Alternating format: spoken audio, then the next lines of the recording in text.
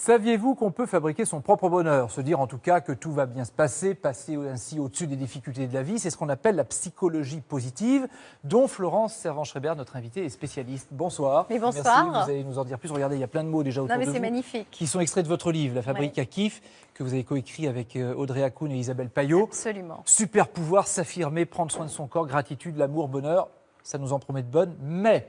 Vous savez que le Blue Monday arrive bientôt, vous savez ce que c'est? Absolument. Quelque chose qui nous vient d'Angleterre, c'est ça? C'est ça. Où on dit que le troisième lundi du mois de janvier, on est tous déprimés. C'est le plus déprimant. Mais c'est vrai ça? Oui, parce on serait, alors c'est une compagnie aérienne anglaise qui a inventé ça pour que les gens achètent des billets pour partir au soleil. Ah oui, d'accord. Okay. Mais de fait, on se dit que ça y est, on a pris des résolutions, finalement qu'on a déjà laissé tomber, on est ruiné parce que Noël est passé, il fait pas très beau et le printemps est très loin. Donc on se dit c'est le creux de l'hiver. Voilà. Bon, mais la joie de vivre, vous dites ça s'apprend, ça s'entretient.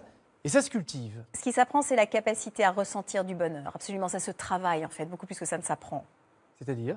Eh bien, c'est-à-dire qu'il existe désormais une science qui s'appelle la psychologie positive. Que vous avez apprise? Que j'ai apprise absolument auprès du professeur Tal Ben-Shahar qui l'enseignait à ce moment-là à l'université de Harvard. Donc ce sont vraiment des chercheurs dans des laboratoires qui se préoccupent de notre épanouissement, comment ça marche, qui rentrent dans notre cerveau.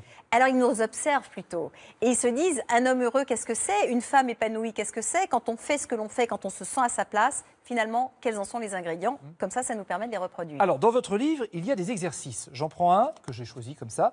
Faire son coming out, qu'est-ce que c'est que ça? Alors, ça n'est pas sexuel exclusivement, ça peut l'être bien ça sûr. Ça pourrait l'être, hein, si je lis votre Oui, ça peut l'être. Mais pas seulement. Non, pas seulement. C'est oser dire et se dire ce dont on a vraiment envie. Qu'est-ce qu'on ne dit jamais à ses enfants sur soi? Qu'est-ce qu'on ne dit jamais à son patron sur soi? Qu'est-ce qu'on ne dit même jamais à son conjoint sur soi? Mais qui est vraiment important pour nous. Parce que vous savez, plus on est exprimé, plus on dit vraiment dans le fond ce qui compte pour moi, c'est ça, plus la vie apporte de plaisir, de satisfaction. Mais c'est peut-être plus facile à dire à certains qu'à d'autres. C'est plus facile de dire ce dont on a envie, par exemple, à son conjoint, qu'à son patron. Ou pas nécessairement. Mais on a toujours une copine avec qui on peut le faire. Il ne s'agit pas de dire tout à tout le monde, mais c'est surtout se le dire à soi. Vous savez, se l'avouer, parce que nous sommes très contraints, nous sommes très conformistes finalement, et nous risquons de passer à côté d'un certain nombre de choses. C'est pas la peine. Alors ça, c'est un des conseils. Oui. Est-ce que c'est pas un peu quand même la méthode Coué? Se persuader que tout va bien alors que ce n'est pas forcément vrai. Ah non, mais alors c'est précisément parce que tout ne va pas bien que nous avons besoin de nous préparer. La psychologie positive est en fait à une fonction préventive. Ça n'est pas pour éviter les écueils de la vie. De toute façon, elles vont se présenter. Donc ça, on ne peut pas les éviter. Mais puisqu'elles vont se présenter, est-ce qu'on peut s'y préparer? C'est ça l'idée. Et on peut s'y préparer. On peut s'y préparer. Vous intervenez lors de conférences, notamment à la demande d'entreprises. Quand les entreprises viennent vous chercher, par exemple, est-ce que c'est vraiment pour faire le bonheur de leurs salariés? Certainement. Vous savez, ça a beaucoup évolué. On a très longtemps appelé ça des risques psychosociaux. Le terme était un petit peu plus difficile. Aujourd'hui, les entreprises prononcent le terme de bonheur parce que vous savez, un des endroits où nous nous épanouissons le plus facilement, c'est en travaillant. Oui. Mais qu'est-ce que vous leur dites alors dans les entreprises? Eh bien, je leur raconte à peu près ce que nous racontons dans le spectacle, La Fabrique à kiff, dans le livre, La Fabrique à kiff, c'est que nous sommes responsables de 40% de notre capacité à être heureux. Donc, puisque nous le sommes, nous pouvons agir dessus. Voilà comment on fait.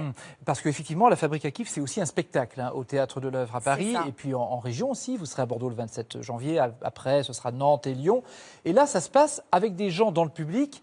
Vous êtes sur scène et qu'est-ce qui se passe? Alors, nous racontons tout un tas de choses, nous enseignons tout un tas de choses, en chantant, en dansant un peu, c'est très amusant.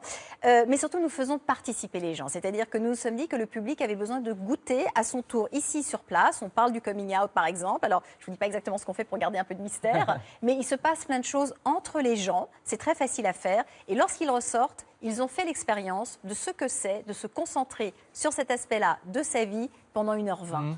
Ils sont déjà après, ils peuvent le faire chez eux tout seuls. Ils peuvent le faire chez eux tout seuls. Florence Servan-Schreiber, vous entendez ce nom, on l'entend.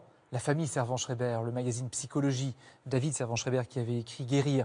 Vous êtes tous dans la famille, dans ce trip-là, il faut penser à soi, il faut optimiser. Nous ne sommes pas loin de 150, donc je ne peux pas répondre absolument de tous mes cousins. Je vais vous dire, ce n'est pas tant dans le trip d'optimiser que de partager l'information. Voilà, je crois que ce qui est compulsif chez les Servan-Schreiber, c'est si nous avons une information qui mérite d'être partagée, qui peut faciliter la vie des gens qui nous entourent, nous venons la raconter. Et c'est ce que vous avez fait ce soir en quelques minutes. Merci. Merci. Florence Servan-Schreiber, La Fabrique à kiff aux éditions Marabout.